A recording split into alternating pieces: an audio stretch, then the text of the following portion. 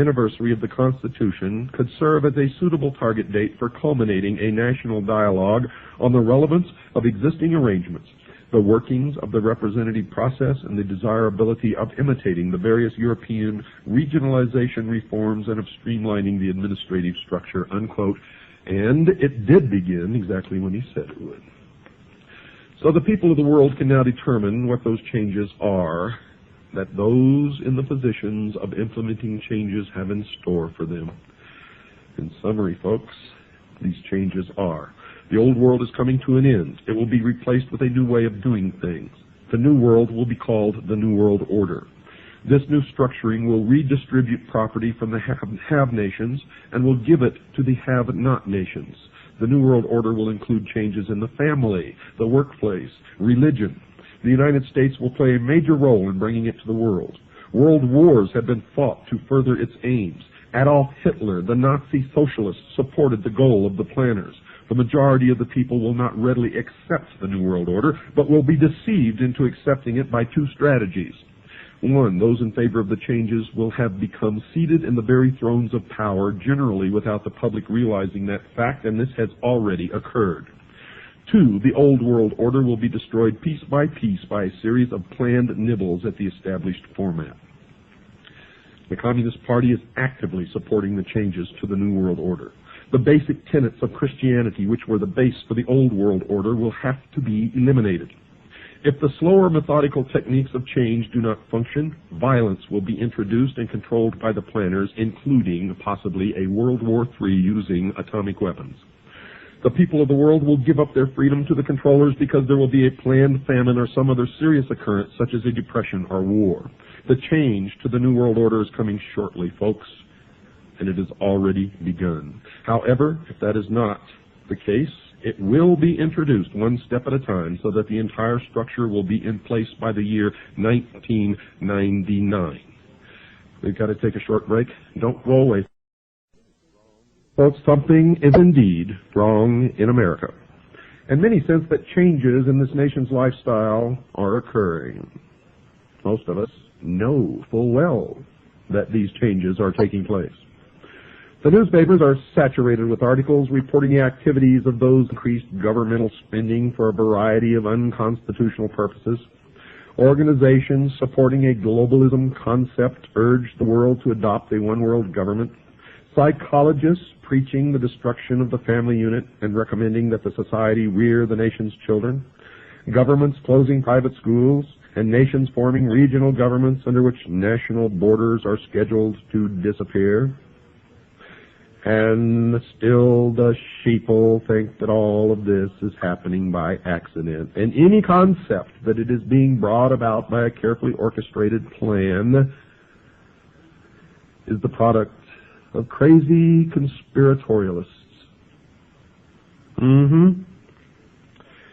Since these changes appear to be part of the new philosophy known as the New World Order, anyone desiring to know the future has to become familiar with this new phrase and what it portends for the world of tomorrow, and you will quickly see that it is the result of a well thought out, well conceived, and well orchestrated plan. Indeed, it is called the Great Work. As an indication that major changes are coming in tomorrow's world, one of the current trends mentioned is the call for a one-world government. And one of those supporting this leap forward is Norman Cousins, president of the World Federalist Society, and he's on record as saying this, quote, "World government is coming. In fact, it is inevitable. No arguments for it or against it can change that fact," unquote. And I say that is a lie. 240 million Americans standing up in concert with each other, holding a rifle in their hands, can stop it instantly in its tracks. And that's the truth of why we were given the second article in amendment to the Constitution. It has nothing to do with hunting or preserving your private property. It has to do with preserving our freedom. The goal of a one-world government, folks, is not a new thought. One of the earliest formal organizations that supported the concept of that goal was the Illuminati, founded on May 1st, 1776 by Adam Weishaupt, a Jesuit priest, a professor at Ingolstadt University, a Jesuit university, a teacher of canon law. Professor Weishaupt was quoted as saying this, quote, "It is necessary to establish a universal regime and empire over the whole world," unquote. Now let me tell you the truth about the Illuminati. Adam Weishaupt did not establish the Illuminati, nor did the Illuminati die with Adam Weishaupt. Make sure you understand that. A more modern organization that supports the coming changes is the Masonic order, called simply the Freemasons, or for short, the Masons. Has nothing to do with bricklayers, folks. The term originally comes from the French, Free-Mason, which literally means the sons of light. This worldwide fraternity has members in America, as will be discussed, and they too support a call for a one-world government. One who has written about this secret organization is Paul Fisher, and he says this about them in his book entitled Behind the Lodge Door, quote, "Masonry will eventually rule the world," unquote. Benevolent fraternal organization. Albert Pike, and you're going to hear an awful lot about Albert Pike during this series, the sovereign grand commander of the Scottish Rite of Freemasonry here in the United States from 1850 to 1891, the man who founded the Ku Klux Klan and B'nai B'rith, wrote a book entitled Morals and Dogma. And when and if you can find that book, don't pass it up, buy it and read it. Mr. Pike has been praised by his fellow Masons as a member almost without parallel in the history of the Masonic order. He was a great friend of Giuseppe Mazzini, the ruler of the European branch of the Illuminati. Carl Cloudy himself, a Masonic writer of great esteem, wrote this about Pike. Quote, "Albert Pike, one of the greatest geniuses Freemasonry has ever known. He was a mystic, a symbolist, a teacher of the hidden truths of Freemasonry," unquote. So the outsider can know that whenever Mr. Pike speaks, he speaks with authority and knowledge. He is perhaps the greatest Masonic writer of all time, and I would add next to Manly P. Hall. His book is given to each Scottish Rite Southern Jurisdiction Freemason who is asked to read it. There seems to be a difference of opinion as to whether or not this book is still required reading for each Scottish Rite Mason. As we were told that it was given to each Scottish Rite Mason in Tucson, other Masons say that that is not true. But you have to remember they're sworn not to reveal the secrets of the lodge, and therefore you can never trust them to tell you the truth no matter what they're telling you. But in this book, Morals and Dogma, Pike informs the new Mason about the moral teachings of the Masonic Lodge.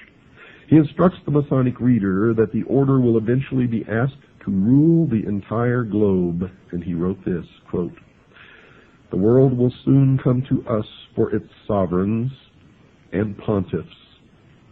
We shall constitute the equilibrium of the universe and be rulers over the masters of the world," unquote.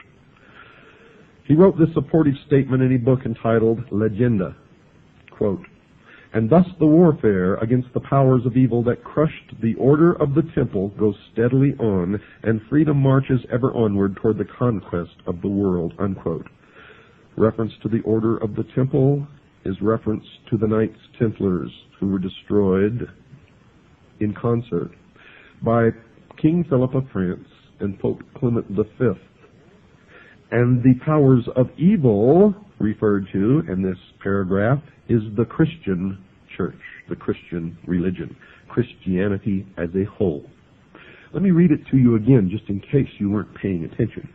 Quote, "And thus the warfare against the powers of evil that crushed the order of the temple goes steadily on, and freedom marches ever onward toward the conquest of the world," unquote. The order of the temple Mr. Pike was writing about was the Knights Templar, which was, according to him, quote, "devoted to the cause of opposition to the tiara, the Pope's triple crown, and the crown of kings," unquote. Well, then is it any wonder that the King of France and the Pope crushed the Templars in France? For that is the only place that they were truly crushed. Mr. Pike said that the Catholic Church was a power of evil because it had crushed the Templars, even though he admitted that they were devoted to opposition to the Church and its leader, the Pope.